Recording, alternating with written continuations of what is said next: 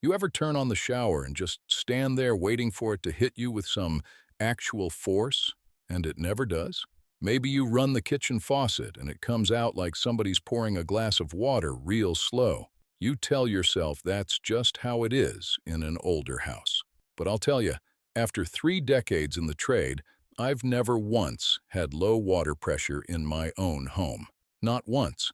And today, I'm going to walk you through 10 reasons why almost every other house I set foot in does have that problem, including one at number 8 that catches even experienced plumbers off guard. Stick around for the bonus tip at the end too, because that one alone could save you a service call. The first reason I see low water pressure in so many homes is a sediment-clogged water heater. Now listen, if you've never flushed your water heater tank, you're not alone. Most people don't even know you're supposed to. But here's what happens. Over the years, minerals and sediment from your water supply settle to the bottom of that tank. It builds up layer after layer, and eventually, you've got inches of calcium and grit sitting down there. That buildup does two things. It makes your water heater work harder to heat the water because it's heating through a layer of sludge first, and it restricts the flow of hot water leaving the tank. So when you turn on the hot side and the pressure feels weak compared to the cold, that's your first clue. The fix is straightforward. You hook a garden hose to the drain valve at the bottom of the tank, run it to a floor drain or outside, and flush it. You want to do this at least once a year, twice if you have hard water. The first time you do it, you're going to be shocked at what comes out. It looks like muddy sand. I've flushed tanks where the sediment was so thick it clogged the drain valve itself, and I had to work a long screwdriver in there just to break it loose. Take your time on this one. Let the tank drain fully, then open the cold supply back up and let it flush clean water through until it runs clear. That alone can bring your hot water pressure back to life. The second reason homes lose water pressure is corroded or galvanized supply lines. If your house was built before 1980, there's a real good chance your main supply lines and maybe your branch lines are galvanized steel. When those pipes were new, they worked just fine. But galvanized pipe corrodes from the inside out. Over 30 or 40 years, the interior diameter of that pipe shrinks. I've cut into galvanized lines that were practically closed shut. The opening was no bigger than a pencil. From the outside, the pipe looks fine, which is why homeowners never suspect it. But the water is trying to push through a passage that's a fraction of what it used to be, and your pressure drops everywhere. The only real fix here is a repipe. That means replacing the galvanized lines with copper, or PEX. PEX rhymes with flex. It's not a small job, and depending on your house, it could run anywhere from $3,000 to $10,000. But if your galvanized pipes are 50 or 60 years old, and your pressure has been declining for years, this is almost certainly the root cause. I've seen homeowners try every other fix on this list first, and nothing works until they address those old pipes. Between you and me, this is the one that separates a Band-Aid from a real solution. The third reason for low water pressure is the simplest one on this whole list, and it's a half-open main shutoff valve. Every house has a main shutoff valve where the water supply enters the building. It's usually in the basement, the crawl space, or near the water meter. Here's what happens. A plumber or a homeowner shuts that valve off to do a repair, and when they turn it back on, they don't open it all the way. Maybe they gave it 3/4 of a turn instead of a full turn. Maybe the handle is old and stiff, and they thought it was fully open when it wasn't. That partially closed valve restricts the flow to the entire house. Every faucet, every shower, every toilet fill valve is affected. The fix takes about 5 seconds. Go find your main shutoff valve and make sure it's completely open. If it's a gate valve, which is the round wheel type, turn it fully counterclockwise until it stops. If it's a ball valve, which is the lever handle type, the handle should be perfectly in line with the pipe. I can't tell you how many service calls I went on over the years where this was the entire problem. The homeowner had been living with low pressure for months, sometimes years, and all it took was one full turn of a valve. By the way, if you're finding this advice helpful, do me a small favor and hit that subscribe button down below. I put out new videos like this one every week, walking you through repairs that'll save you a small fortune in plumber bills. Subscribing is free, and it's the best way to make sure you don't miss the next one. All right, let's continue. The fourth reason your water pressure might be suffering is a failing pressure regulator, also called a PRV, or pressure reducing valve. Not every house has one, but a lot of them do, especially if your municipal water pressure coming in from the street is on the higher side. The PRV is a bell-shaped device usually found on the main line right after it enters the house. Its job is to reduce the incoming pressure to a safe range, typically between 40 and 60 pounds per square inch. When that regulator fails, and they do fail, usually after about 7 to 12 years, it can either let too much pressure through or not enough. When it restricts too much, your whole house feels like the pressure just disappeared one day. You can test this yourself with a simple pressure gauge that threads onto a hose bib. They cost about $10 to $15 at any hardware store. Screw it on, open the spigot, and read the gauge. If you're seeing below 40 psi, and your main valve is fully open, that regulator is your likely culprit. Replacing a PRV is a doable job for a handy homeowner, but you do need to shut off the main water supply and be comfortable cutting into the main line. If that makes you nervous, this is one where calling a plumber is perfectly reasonable. The fifth item on our list is clogged aerators and shower heads, and this one is almost embarrassingly easy to fix. Every faucet in your house has a small screen at the tip of the spout called an aerator. Its job is to mix air into the water stream and reduce splashing. Over time, especially if you have hard water, calcium and lime deposits build up on that screen and restrict the flow. Same thing happens with shower heads.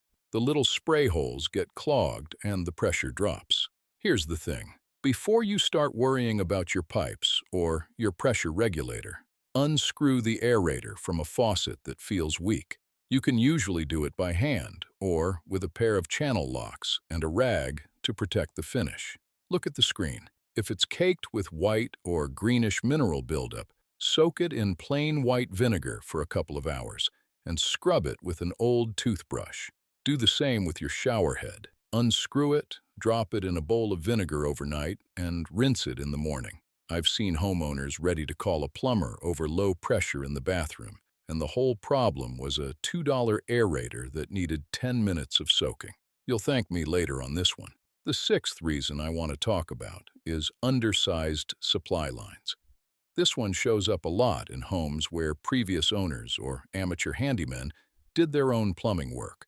The standard supply line for most residential fixtures is 1/2 inch. But I've walked into houses where someone ran 3/8 inch lines to a bathroom vanity, or even to a shower valve. 3/8 inch line is fine for an ice maker or a dishwasher connection, but it does not deliver enough volume to a faucet or shower that demands full flow. If you've got one particular fixture that always feels weak while the rest of the house is fine, get under the sink or behind the access panel and look at the supply lines. If they're 3/8 inch where they should be 1/2 inch, there's your answer. Upsizing those lines is not a complicated job. It usually means a short run of new tubing and a couple of fittings, but it makes a world of difference at that fixture. The seventh cause of low water pressure is leaks stealing pressure from the system. This one's sneaky because the leaks aren't always visible. A running toilet is a leak. A pinhole leak in a copper line inside the wall's a leak. A slab leak under your foundation is a leak. Any place water is escaping the system, it's reducing the volume and pressure available to the rest of your fixtures. A running toilet is the easiest one to check. Take the lid off the tank and listen. If you hear water trickling in when nobody is flushed, the flapper valve is leaking. That's a $5 part and a 5-minute fix. For hidden leaks, here's a trick the old-timers used to say was the first thing you should try. Turn off every fixture in the house. Every faucet, every toilet, the ice maker, the dishwasher, everything. Then go look at your water meter. If that meter is still spinning, water is going somewhere you don't want it to go. That means you have a leak, and you need to track it down before it causes real damage. Now, the 8th item on this list is one that catches a lot of people by surprise, and that's too many fixtures on one line. When your house was originally plumbed, the layout was designed to distribute water through trunk lines and branch lines based on the number of fixtures being served. But over the decades, homeowners add things. They finish a basement and add a bathroom. They put in a laundry sink. They add an outdoor hose bib. Every new fixture taps into the existing supply, and if the original trunk line wasn't sized for that additional demand, the pressure drops every time more than one fixture runs at the same time. This is why you lose shower pressure when somebody flushes a toilet or starts the washing machine. The pipe feeding all those fixtures just can't deliver enough water to all of them at once. The real fix here is upsizing the trunk line feeding that section of the house, usually going from 1/2 inch up to 3/4 inch. It's a bigger project, but if you've been chasing pressure problems for years and nothing else has worked, this is worth investigating. The 9th reason for low water pressure is one that's completely outside your control, and that's municipal supply issues. Sometimes the problem isn't in your house at all.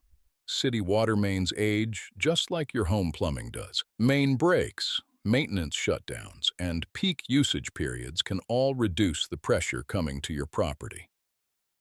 If you notice low pressure that comes and goes, especially during early morning or evening hours when the whole neighborhood is using water, the city supply might be the issue. You can call your water utility and ask what the static pressure is at your meter. They'll usually tell you. If it's consistently below 40 psi at the meter, no amount of work inside your house is going to fix it. In that case, you might actually need a booster pump installed on your main line. They're not cheap, usually a few $100s plus installation, but they solve the problem when nothing else will. The point is, before you start tearing into your plumbing, make sure the pressure coming into the house is adequate to begin with. The 10th and final reason on our list is a water softener or whole house filter that's creating a restriction. More and more homes have these systems installed, and they're great when they're maintained. But when they're neglected, they become a bottleneck. A whole house sediment filter with a clogged cartridge will choke down the flow to your entire house. I've seen filters that were supposed to be changed every 3 to 6 months that hadn't been touched in 2 or 3 years. The cartridge was brown and packed solid. Same thing with water softeners. If the bypass valve isn't set correctly, or if the resin bed is fouled, it can restrict flow. If you have any kind of filtration or treatment system on your main line, check it. Replace the filter cartridges on schedule. Make sure the bypass valve is in the correct position. And if the system is old and you're not sure it's working properly, try bypassing it temporarily and see if your pressure improves. If it does, you've found your problem. All right, now for the bonus tip I've been holding on to, and this one is simple but powerful. Get yourself a pressure gauge. I'm talking about a basic hose bib pressure gauge, the kind that threads right onto an outdoor spigot. They cost about $10. Screw it on, open the spigot all the way, and read the number. Write it down. That number is your baseline. Normal residential pressure should be somewhere between 40 and 60 psi. If you're below 40, you know you have a problem. If you're above 80, you've got a different kind of problem, and you need a pressure regulator. But here's the real tip. Test it more than once. Test it in the morning, test it in the evening, test it when nobody's using water inside the house, and again when the washing machine is running. Those readings tell you a story. They tell you whether the issue is constant or intermittent, whether it's a supply problem or a demand problem. One $10 gauge in 5 minutes of your time can save you hundreds in diagnostic fees because you'll walk into any conversation with a plumber already knowing your numbers. That's how my Uncle Ray taught me, and that's how I'm teaching you. Before you go, if you got something out of this video, do me one last favor and hit that subscribe button. I put out new videos every week covering real-world plumbing repairs, money-saving tips, and the kind of know-how that takes years to pick up on the job. Subscribing costs you nothing, and it makes sure these videos show up in your feed when you need them. Thanks for watching, and I'll see you in the next one.